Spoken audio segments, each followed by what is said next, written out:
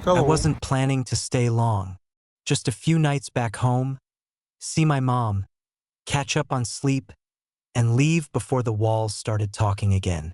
I'd been away for almost 2 years. College, job hunting, life in the city, and coming back always made me feel younger than I was. Like the house remembered me as a kid and refused to update the memory. It was Friday evening when I arrived. My mom was in the kitchen, apron on, humming something old from the radio. She hugged me like I'd been gone for 10 years, then immediately started asking if I'd eaten. "Rachel's here too," she said casually, stirring the pot on the stove. "She's staying the weekend. You remember her, right?" I did. My mom's best friend since forever, Rachel Ellis. I hadn't seen her in over a year. Last time was during the holidays. I remembered her arriving in a beige coat and laughing in the doorway with a glass of wine in her hand. I remembered her scent, cedar and something sweet. And I remembered her eyes lingering a second too long when she said goodnight. "Of course I remember," I said. "She's in the guest room. And she made pie." Dinner was easy: salad, pasta, warm bread. Rachel sat across from me at the table, glass of white wine in hand. Her hair was tied up messily, like she hadn't meant to impress, and that made it worse somehow. She wore a fitted dark sweater, soft-looking, with sleeves pushed to her elbows. Her nails were painted pale. She looked up at me mid-conversation and smiled. "You've changed," she said, just like that, direct. "Hopefully for the better," I said. She tilted her head. "That depends on how you use it." My mom laughed. "He still doesn't know how to clean a bathroom, if that's what you're wondering." Rachel didn't respond. She just took a slow sip of her wine and looked at me over the rim of her glass. After dinner, I helped clear the table. My mom headed to bed early, some Zoom call in the morning. Rachel stayed in the living room, curled up with a blanket and her second glass of wine, legs tucked under her. She didn't say anything when I passed by, but I could feel her eyes on my back. Later, I went upstairs to grab a clean towel. I'd left my bag in the laundry room earlier, near the back of the house. The hallway was dark. Everyone seemed to be winding down for the night. I didn't think twice about it. I walked barefoot across the wooden floor, turned the corner, and opened the laundry room door. She was already inside. I froze. Rachel stood with her back to me, folding a light towel, her robe slightly open at the neck. Her hair was down now, slightly damp. She turned slowly, and her eyes locked on mine. We didn't say anything for half a second. Then she took 2 steps forward. Her hand touched my chest. Lightly, not pushing, not pulling. And then she reached back with her other hand and closed the door behind me with a soft click. Her face was inches from mine. The hum of the washing machine filled the silence. And then, without blinking, without smiling, without hesitation, she leaned in and whispered, "Just don't say my name." My throat tightened. My heart jumped in my chest, once, then again. Her hand stayed on my chest, flat and steady. The door behind me was closed. The hallway was quiet. The room was warm from the dryer. I didn't move. Neither did she. We just stood there, frozen in the quiet tension of something that had been waiting far too long to surface. And I knew, without needing her to say another word, that this wasn't a mistake. This was deliberate. This was the moment everything started to change. Her hand stayed there for a moment too long. Not firm, not soft, just present. My chest rose under her palm. I could feel her breathing shift, just slightly. Still shallow, still quiet, but faster than before. She finally pulled her hand away, slowly, like she didn't want to break something fragile. Neither of us spoke. The dryer hummed beside us. A soft, rhythmic sound. The only light in the room came from a bulb overhead, flickering slightly, giving the whole space a washed-out yellow hue. Shadows moved across her face when she turned. "I didn't expect you to walk in," she said finally. "I didn't expect you to be here."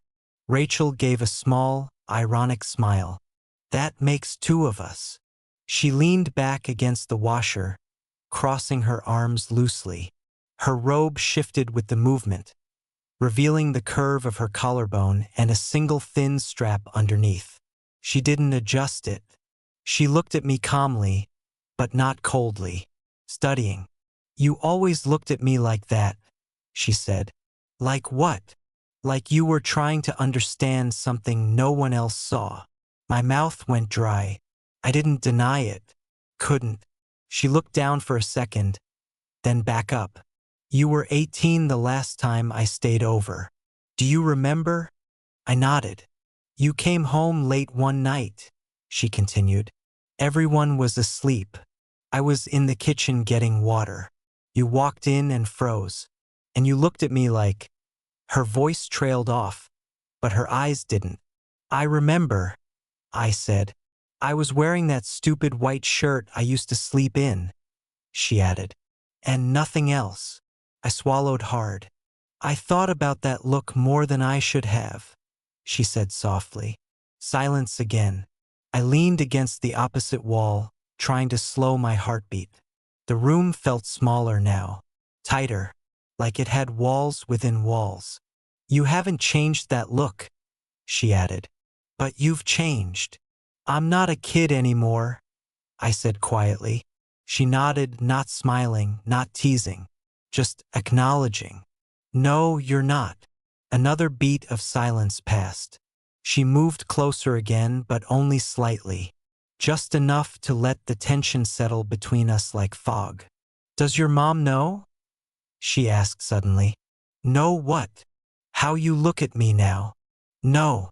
"Would you ever tell her?" I shook my head. "Would you?" Rachel stared at me, her face unreadable for a second. Then she exhaled, slow, measured, almost like relief. "I shouldn't be doing this," she said, but her feet didn't move. I didn't say anything. I didn't trust myself to. She stepped closer. I felt the edge of her robe brush my arm. Her perfume, faint, soft, warm, wrapped around me like a memory. I didn't step back. She looked up at me again, eyes darker now. "If we do this," she said, "it doesn't leave this room." "I know." "No names," she whispered. "No past. Just this." I nodded slowly. Her hand reached up and touched my jaw. Her fingers were warm, steady, but trembling just slightly at the tips. I didn't move, didn't blink. She held my face for a moment longer, then dropped her hand and stepped back, as if testing herself. Her voice was quieter now, barely audible over the hum of the machines. "I don't want to regret this," she said. "You won't." She looked me over like she was trying to memorize something. Then she said it again, slower this time. "Just don't say my name." And I didn't, because in that moment names didn't matter. Only the space between us did. Rachel didn't speak again. She didn't need to. The quiet was louder than any words either of us could have offered. It filled the narrow space between us, pressing in from every side. The dryer buzzed once and fell silent, leaving a kind of vacuum in the air. She moved first, barely a step. Her eyes scanned my face like she was waiting for me to stop her. I didn't. My back was still against the wall. My arms hadn't moved. But inside, something shifted. She reached up again, this time touching my collar, fingers grazing the fabric like she wasn't sure whether she meant to fix it or undo it. The edge of her robe brushed my wrist, and I felt how warm her skin was just beneath it. "You're calm," she said, almost like an accusation. "I'm not," I answered. "Then why aren't you saying anything?"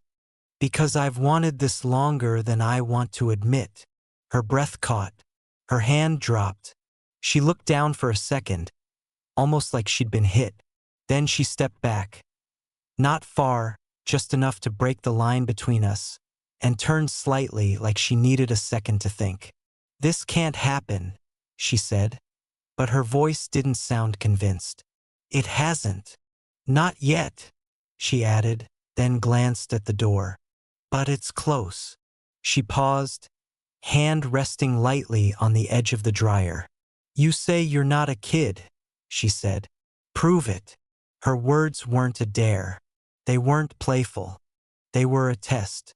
I crossed the space between us in one slow step. I didn't touch her, just stood close enough that she could feel the heat off my body. Her breathing was uneven now. The soft fabric of her robe trembled slightly where it gathered at her waist. I leaned in close enough to speak directly into her ear. "I'm not proving anything," I said. "You already know." She turned her face toward mine, and for one moment, we were eye to eye. Everything stopped. Her lips parted slightly, not from surprise, but from something heavier, something she was holding in. Then, in one sudden second, her hand went to my chest again. Not pushing me away, not pulling me in, just holding me there. "I need to hear you say it," she whispered. "Say what?" "That this isn't wrong." I didn't answer immediately. The question wasn't simple. The air around us was full of every reason why it was. And yet, here we were, standing inches apart, pretending we were still in control. I looked at her. Steady. Clear. "It doesn't feel wrong," I said finally. Her eyes flicked closed just for a second. And in that second, something changed. We heard footsteps. They were faint but approaching from the hallway just beyond the door. Both of us froze. She stepped back instantly, robe brushing her knees as she moved. Her fingers reached for the dryer door, pretending to rearrange towels. I turned toward the shelves, grabbed a random shirt, and acted like I'd been looking for it the whole time. The footsteps passed. Whoever it was kept walking. Didn't stop. Didn't knock. We both stood there, still pretending. Then she looked over her shoulder at me, her voice barely audible. "You need to go first." I hesitated. "If we come out together, it'll be obvious," she said. "Go." I opened the door slowly. The hallway was empty now. I stepped out and closed it behind me without a sound. But I didn't move. I stood there with my hands still on the doorknob, heart pounding, head spinning, chest tight. Behind that door, she was still inside, still standing in the same silence I'd just left. And I knew this wasn't over. Not even close. I didn't sleep that night. Not because I didn't try, but because something in me refused to settle. I lay in bed staring at the ceiling, my body still, but my mind stuck in that laundry room, replaying every second. The sound of her voice, the look in her eyes, the way she said it. "Just don't say my name." It echoed in the back of my head like a secret I couldn't unhear. By the time the sun came up, my room was full of gray light and silence. The house creaked softly with the movements of a new day. I heard my mom downstairs, making coffee and humming to the radio like nothing had changed. And maybe, for her, nothing had. But everything had changed. When I came downstairs, Rachel was already outside on the back patio. She sat curled up on a lounge chair, a mug in her hands, her hair pulled into a low knot. She looked calm, composed, not like someone who had pulled me into a room and whispered things we couldn't take back. She didn't look at me. I didn't speak to her. Breakfast came and went. My mom laughed at some news story on her phone, asked me about my apartment, my job search. I answered in pieces, my eyes occasionally drifting toward the window, toward the silhouette of Rachel behind the glass. At noon, my mom went upstairs to take a call. That's when I saw it. A small yellow sticky note left on the counter, folded once and weighed down by a spoon. No name, no flourish, just a single sentence. written in clean, careful handwriting. Laundry room. One last time. I stared at it for a full minute. Then I picked it up, folded it once more, and slipped it into my pocket. When I pushed open the laundry room door, she was already there, alone, waiting. The door clicked shut behind me. Rachel didn't turn right away. She was standing by the dryer, arms crossed, her head slightly tilted down. When she finally looked at me, her expression was unreadable, but not cold, just guarded. "Close the door," she said. It already was. She took a slow breath, then spoke without looking up. "Last night was a mistake. I stayed quiet, but I haven't stopped thinking about it since." She turned toward me now, stepping into the dim light, and for the first time, she didn't hide behind her voice or her posture. She looked like someone standing at the edge of something. "I told you not to say my name," she said. "Do you know why?" "Yes," I answered. She stepped closer. "Because once you do, it's real."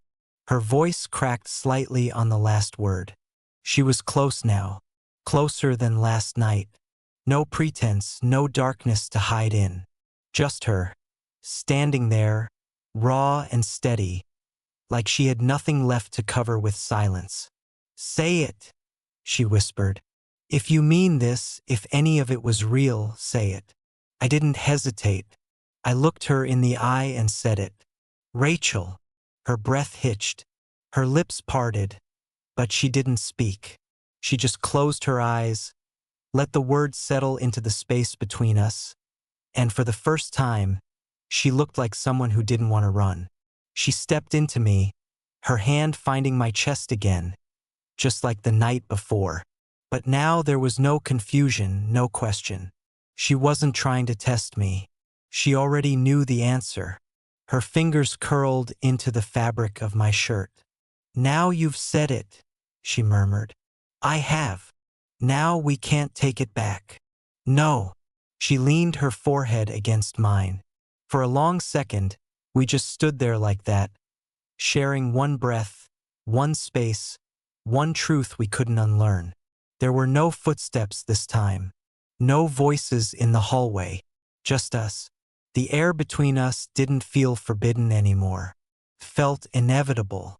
And I knew whatever line we'd been dancing on before, it was gone now.